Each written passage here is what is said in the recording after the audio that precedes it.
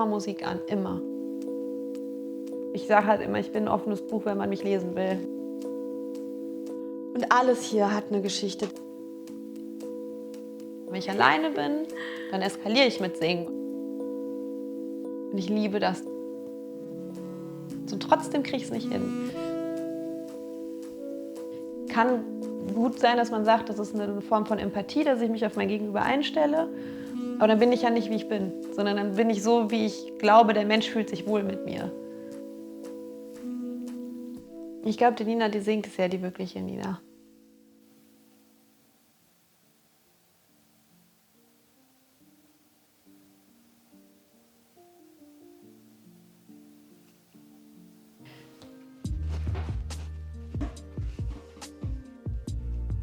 Mein liebstes Teil in diesem Regal ist das hier, was man sehr vorsichtig anfassen muss, weil das ist fast 120 Jahre alt. Und ansonsten stehen hier überall Sachen drin, die alle irgendeine Geschichte haben, die irgendeine Bedeutung für mich haben.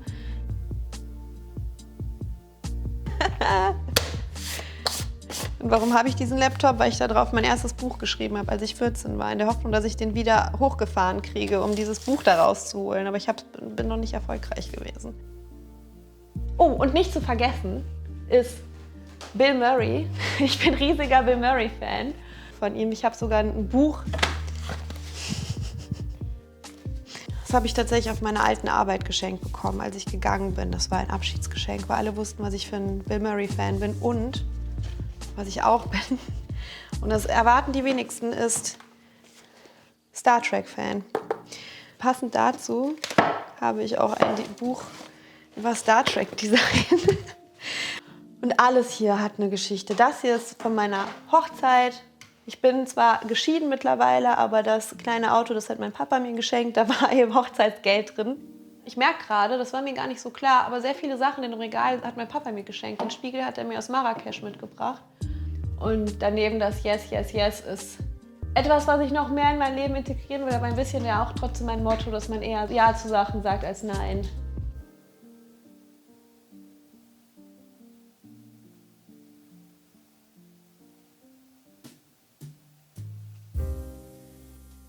Ich lebe bestimmt einige Widersprüche in meinem Leben. Ich frage mich manchmal auch, wie kommt das, dass ich eigentlich sehr gerne sehr gesellig bin und sehr mit Menschen und das auch andere sagen. Also manchmal sogar auch kritisieren, dass ich zu kommunikativ bin und zu viel rede. Und das empfinden manche mit Sicherheit oder empfinden das auch als sehr anstrengend, wenn ich so all over the place bin. Weil ich bin super begeisterungsfreudig. An jedem blöden kleinen Detail kann ich mich total erfreuen.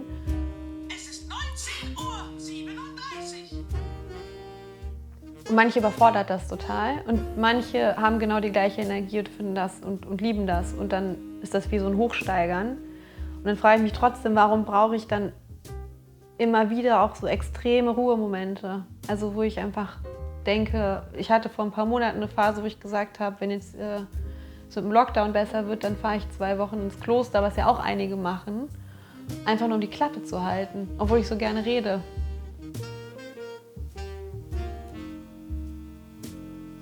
Ich glaube, es kommt echt auf Setting an. Wo habe ich Stille? Ich ertrage Stille nicht, natürlich in einer spannungsvollen Situation, also wo du nicht eben dieses Jahr zu viel in meiner Wohnung war. Und ich habe immer Musik an, immer. Also zu 24/7. Wenn ich allein zu Hause bin, immer Musik an. Stille zu Hause ertrage ich nicht. Ich glaube, das hat vielleicht auch was damit zu tun, dass ich dann Menschen um mich herum vermisse tatsächlich.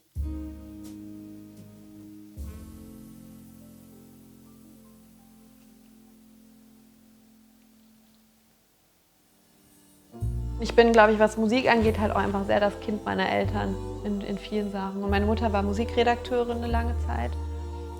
Und dadurch habe ich auch viel mitbekommen. Also ich habe zu Hause auch alle verschiedensten Sachen auch gehört. Und wir hatten ein einziges Zimmer, wo alle 4 Wände ein CD-Regal waren. Die waren bis unter die Decke, waren da CDs drin. Bei vielen Jazzstücken ist es so, ich liebe es, dazu zu hören, worüber die singen. Allein weil viel davon aus einer Ära stammt, in der wir nicht mehr sind. Und wo du denkst, heute schreibt doch keiner mehr solche Texte. Und ich liebe das, da hinzuhören. Ich habe das Gefühl, für mich gibt es keine Musikrichtung, die so viel Herz und Seele in sich trägt, wenn man wirklich hinhört, wenn man dafür bereit ist. Und meine Mutter ist halt auch eine tolle Sängerin, die hat in Big Bands und allem Möglichen gesungen und viel Soul gemacht. Und sie hat eine unglaublich kraftvolle Power Tina Turner Soul-Stimme und ich habe eher so eine weichere, die in eine andere Richtung geht. Und irgendwie hatte ich das Gefühl, so richtig interessiert es halt auch keinen. Und das lag an anderen Sachen, als dass es keinen interessiert hat. Das lag, weil meine Mutter andere Probleme hatte und mein Vater halt physisch nicht hier war. Und ich habe, glaube ich, dadurch einfach Singen für mich als nicht so wichtig erachtet, obwohl ich das total liebe. Und ich weiß bis heute nicht genau, woher ich das habe, aber ich will um jeden Preis vermeiden, dass andere sich von mir überstrahlt fühlen, in irgendeiner Form. Und je ruhiger es ist und desto mehr Fokus auf meiner Stimme liegt, wenn ich vor Publikum singe, desto nervöser werde ich. Oder vor allem, je weniger Leute zuhören. Weil ich dann das Gefühl habe, da wird sehr genau hingeguckt und jeder Ton gehört und alles, was ich verkacke. Ich rudere sehr schnell zurück mit Äußerungen, selbst wenn ich eigentlich dahinter stehe, dann stehe ich es plötzlich nicht mehr, wenn ich merke, jemand anders ist dadurch irritiert. Dann denke ich immer so, boah, hättest du mal besser nicht gesagt. Kann gut sein, dass man sagt, das ist eine Form von Empathie, dass ich mich auf mein Gegenüber einstelle. Aber dann bin ich ja nicht, wie ich bin, sondern dann bin ich so, wie ich glaube, der Mensch fühlt sich wohl mit mir. Und auch beim Singen ist es halt auch so, klar habe ich dann Angst, dass jemand einen schiefen Ton hört. Mittlerweile denke ich, die meisten hören es noch nicht mal unbedingt. Aber ich weiß, dass eben mein Papa würde es hören, meine Mutter würde es hören, die würden mit dem Finger sagen, den hast du nicht ganz getroffen, der wäre ein bisschen off-pitch. Und ich weiß, das perfekte Wort ist, das gibt es nicht. Und ich weiß auch, dass es nicht erstrebenswert ist, perfekt sein zu wollen und dass Perfektionismus total einen blockiert und so, das weiß ich alles rational. Aber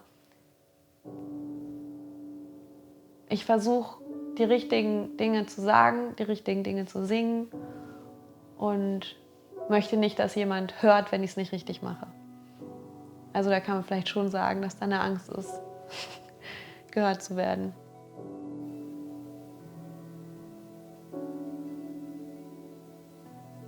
Ich habe dann immer Angst, dass Leute dann sonst was erwarten. Und wenn ich dann singe, sind die auch immer geflasht und sagen, ich wusste nicht, dass du so singen kannst. Und trotzdem kriege ich es nicht hin. Ich merke, wenn ich es mache, also wenn ich singe,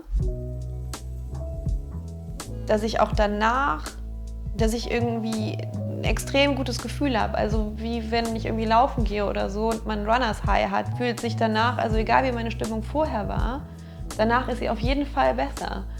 Also ich habe total das Gefühl, ich kann da sehr viel rauslassen, also vielleicht wie übersetzen, was in mir vorgeht.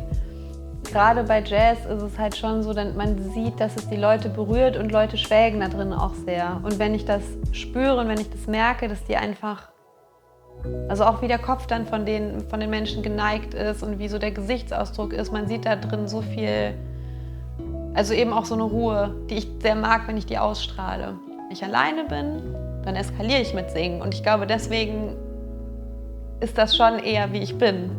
Also ich glaube, da bin ich eher ich.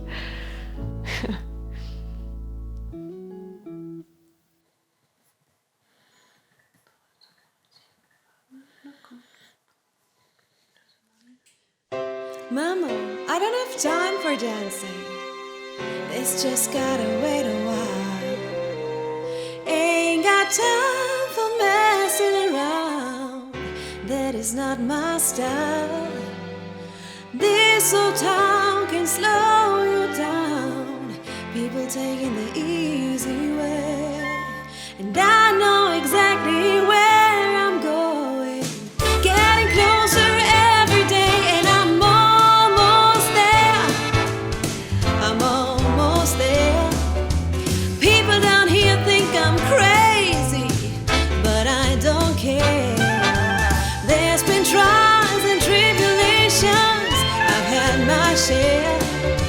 Nothing's gonna stop me now, 'cause I'm almost there.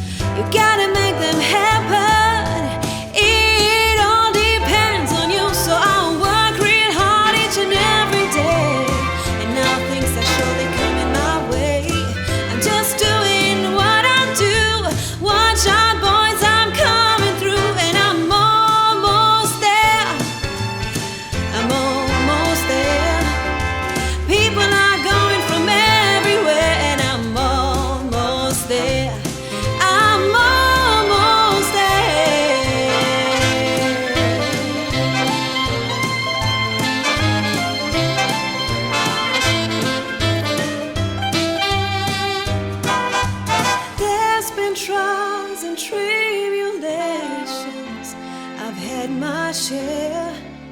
Across the